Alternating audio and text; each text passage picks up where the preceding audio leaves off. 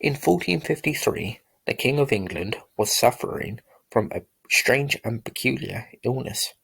Henry VI had been disturbed by the news from France that the war that we now know as the 100 Years' War was lost.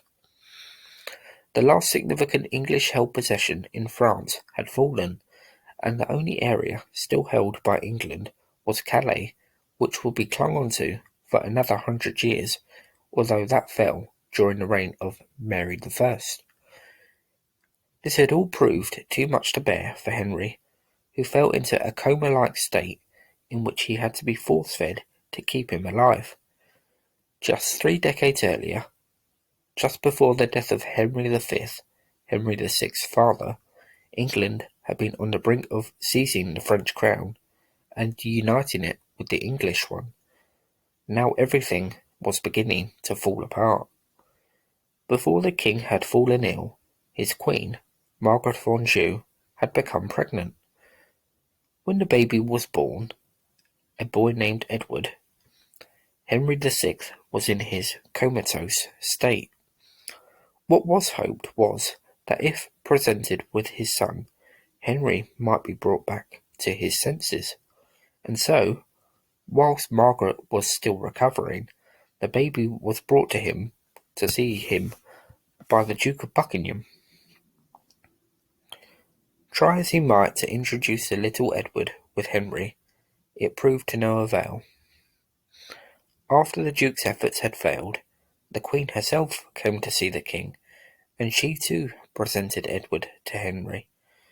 Again, aside from a brief moment where Henry appeared to glance downwards, he showed no other sign of recognition of either his surroundings nor the people around him. This was the king who oversaw the loss of the 100 Years' War and would now take England into decades of bloody civil war. Whilst Henry was a kindly and gentle man, he was also fragile and unstable. He was not the king England needed. With Henry remaining unresponsive, Richard, Duke of York, was made Protector of England. It was declared that Richard should remain so until Edward should come of age. Given that Edward was still only a baby, this would be an extremely long protectorate if the king did not regain his health. As protector, Richard arrested the Duke of Exeter, whom he had imprisoned at Pontefract Castle, and also Edmund Beaufort, Duke of Somerset, whom he sent to the Tower of London. The situation changed again, though, towards the end of 1454, when the king finally recovered.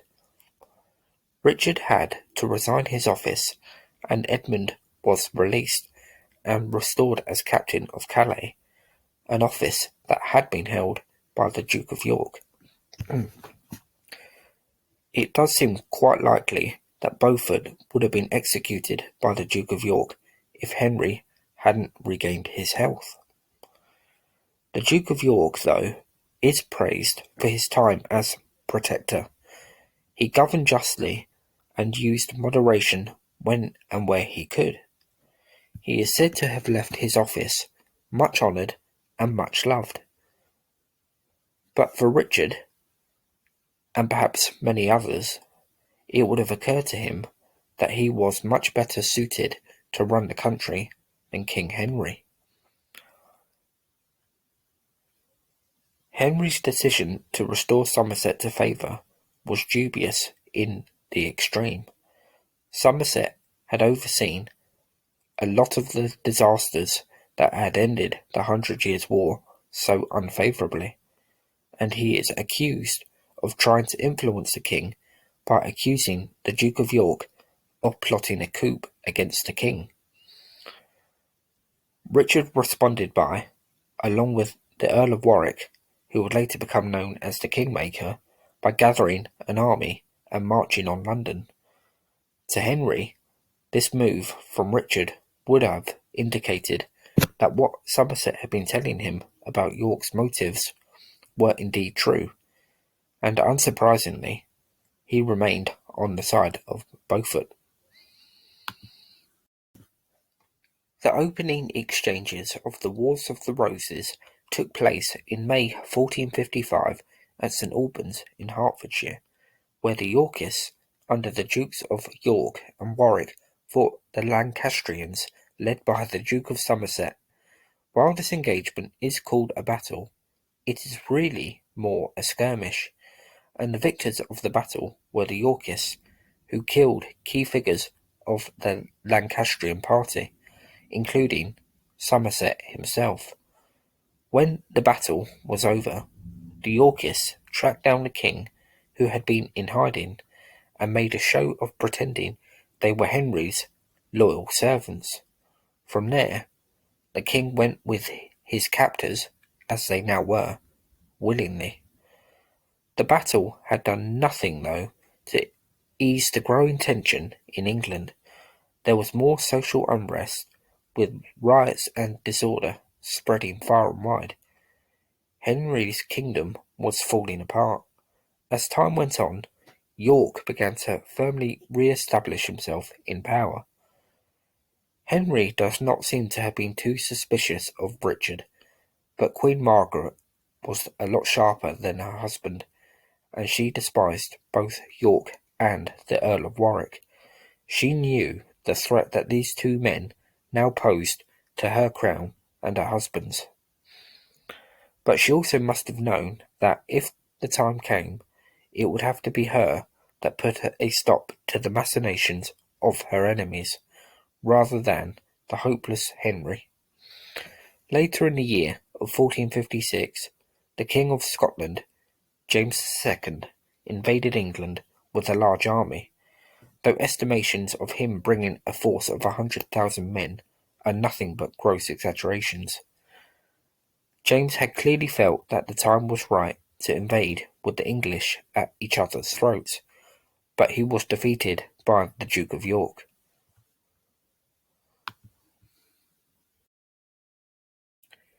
It wasn't just the Scots who sensed an opportunity to attack England.